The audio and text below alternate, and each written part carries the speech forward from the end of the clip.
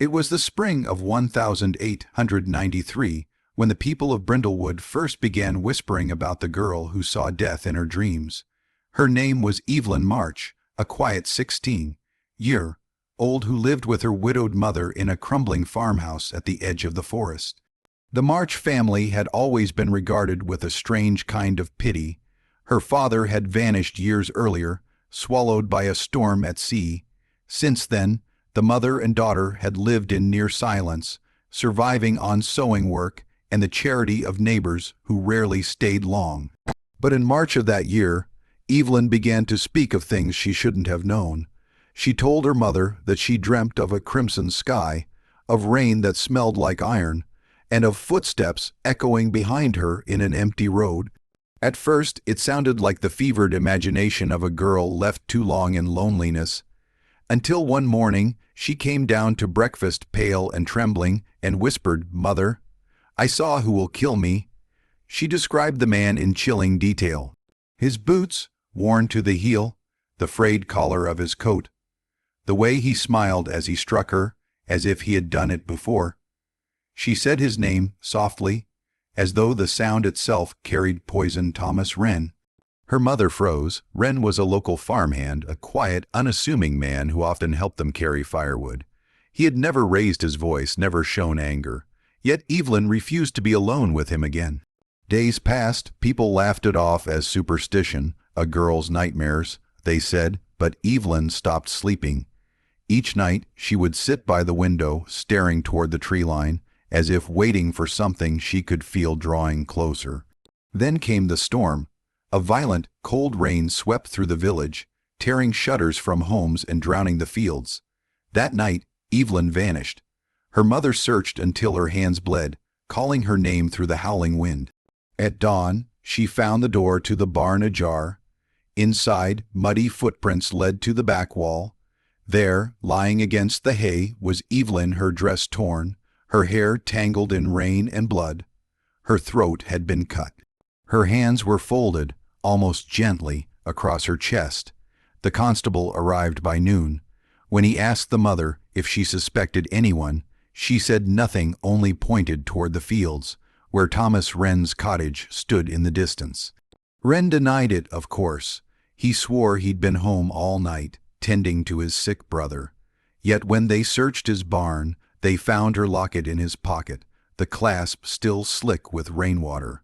Wren was arrested, tried, and hanged within the month. The villagers said justice had been done, that Evelyn's ghost could finally rest. But the story didn't end there.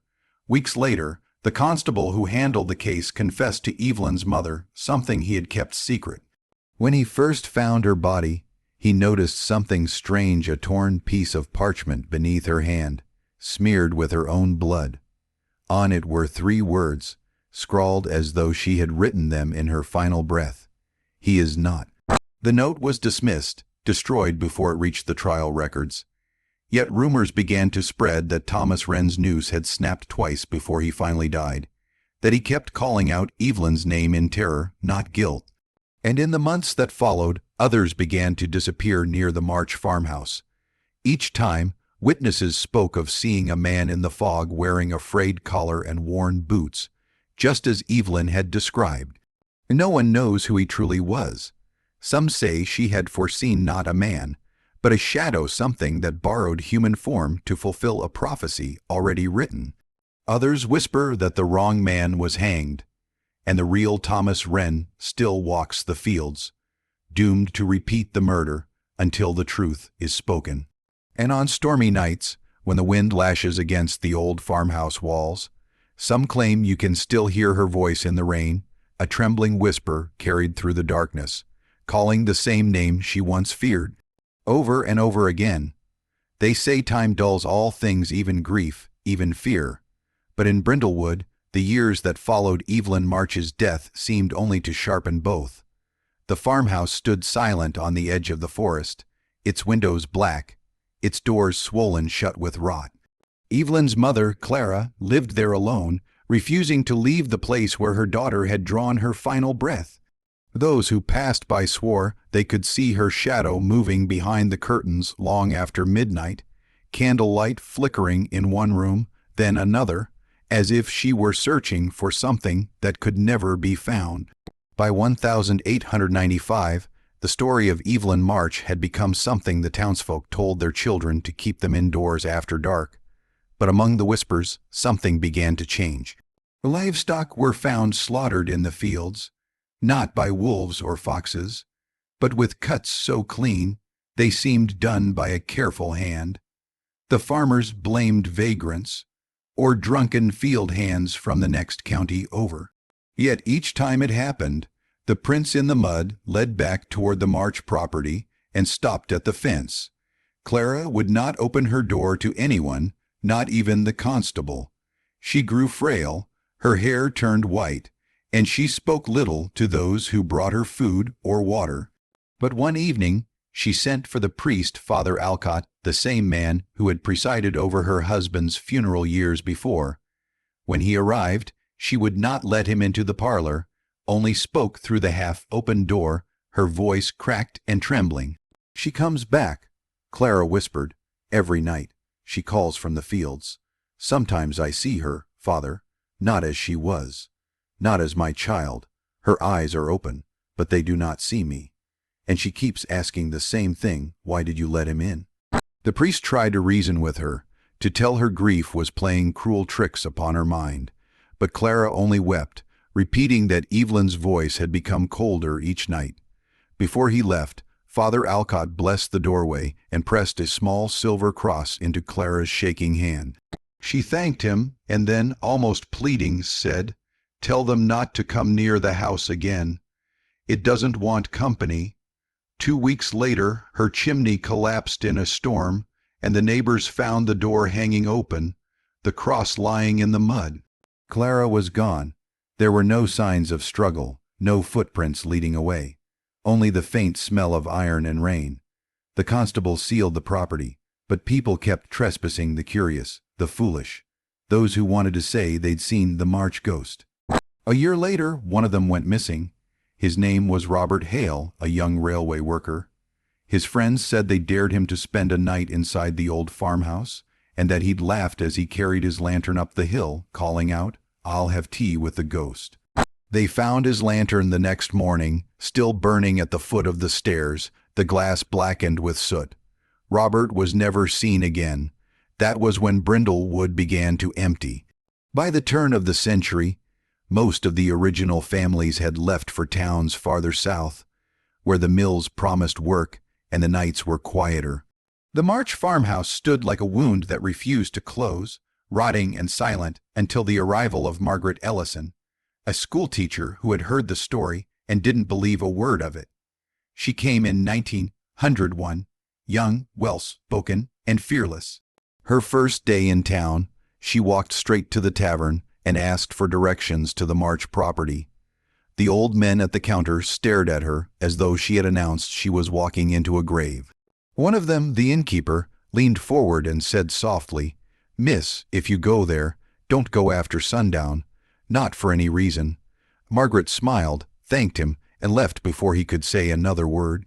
That afternoon, she stood before the decaying farmhouse, ivy crawling up its walls, roof sagging like a heavy breath. The air around it felt thick, heavy, as if the earth itself was holding something down beneath it. She wrote in her journal that night, "The house is not empty. I felt watched, though I saw no one. The fields are quiet, too quiet, no birds, no wind, only the sound of dripping, though the sky was clear."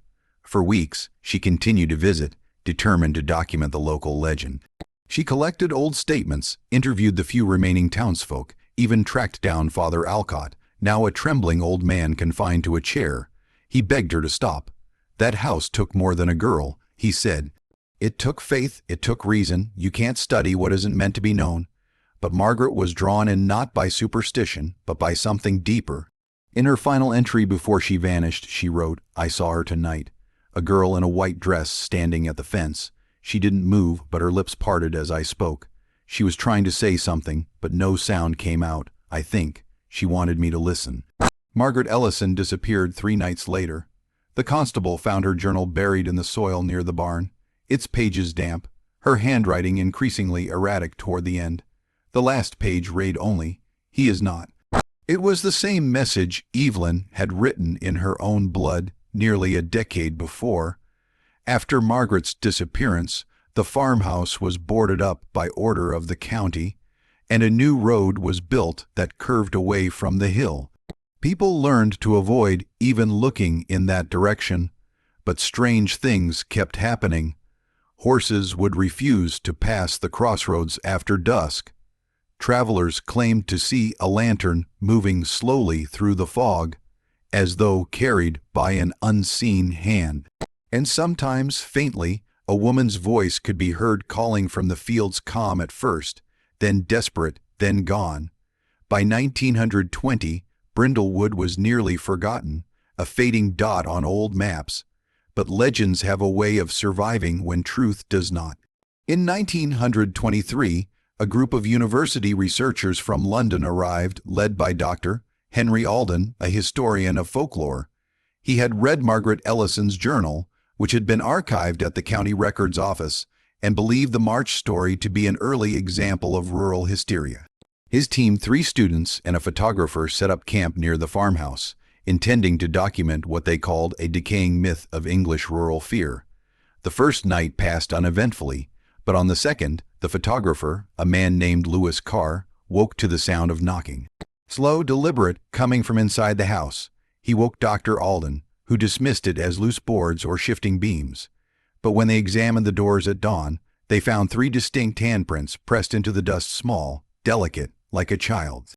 Lewis insisted on developing his photographs early, just to shake the unease. When the first images appeared, everyone went silent. In one, taken at dusk, Evelyn's gravestone was visible in the background. But beside it, faint and translucent, was the outline of a figure, head tilted, hair loose, eyes dark and hollow. Her mouth was open, caught mid-breath. That evening, Dr. Alden recorded in his notes that the temperature dropped suddenly, though there was no change in weather. All lanterns flickered simultaneously. One student reported hearing a woman humming an unfamiliar melody near the well.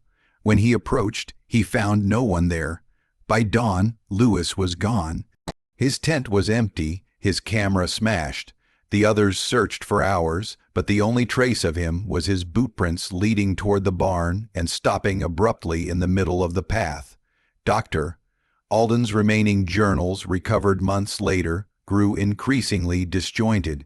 In one passage he wrote, "Evelyn was not wrong. The one she named Thomas Wren was only the beginning. Something else wears his face now, something that remembers her fear." The expedition was quietly disbanded. 2 of the students refused to speak of what they saw. Alden himself was committed to a sanatorium in Kent, where he died muttering the same phrase over and over, "He is not." The farmhouse by then had nearly collapsed. Ivy and rot consumed what the years had not, yet still no one would build there.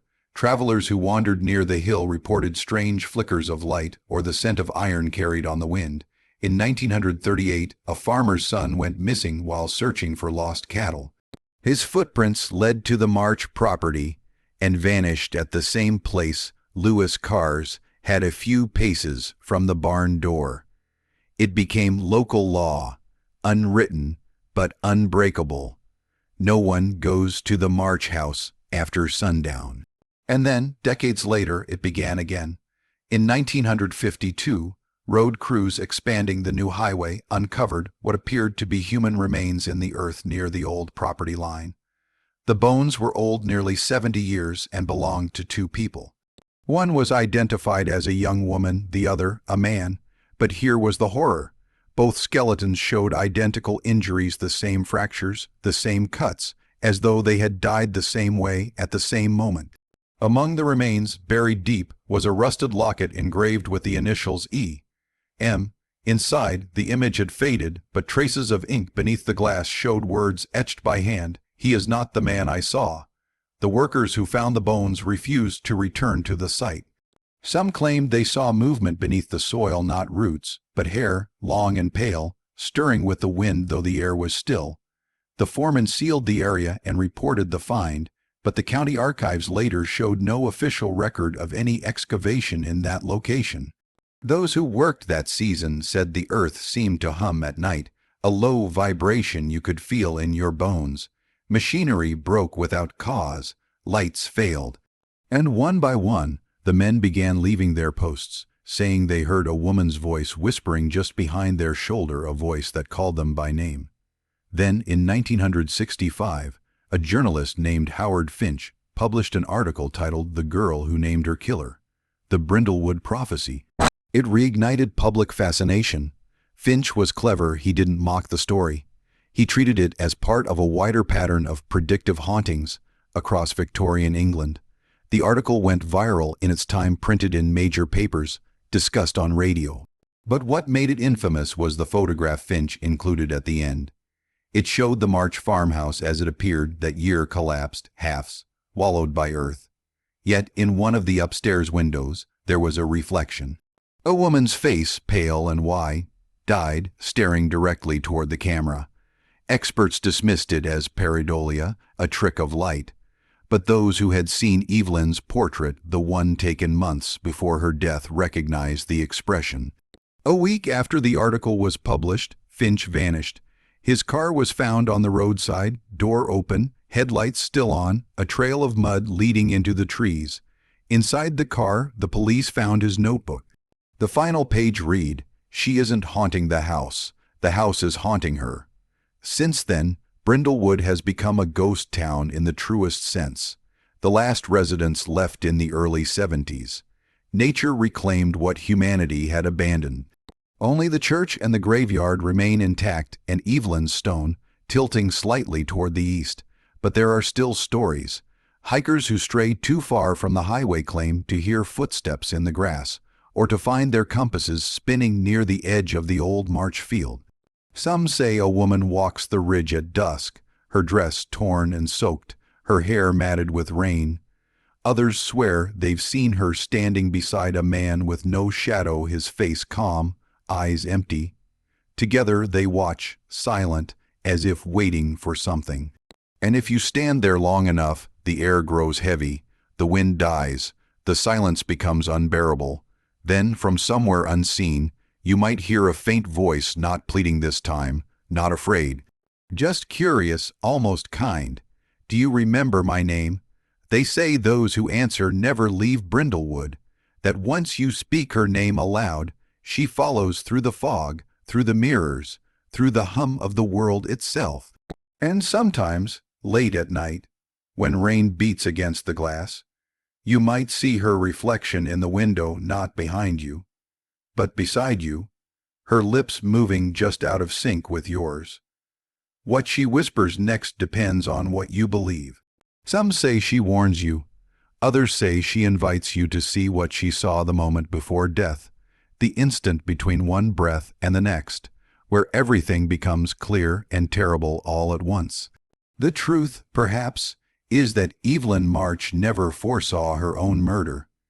She foretold something much worse, something that began with her but did not end with her, something that still waits beneath the soil of Brindlewood, patient and listening.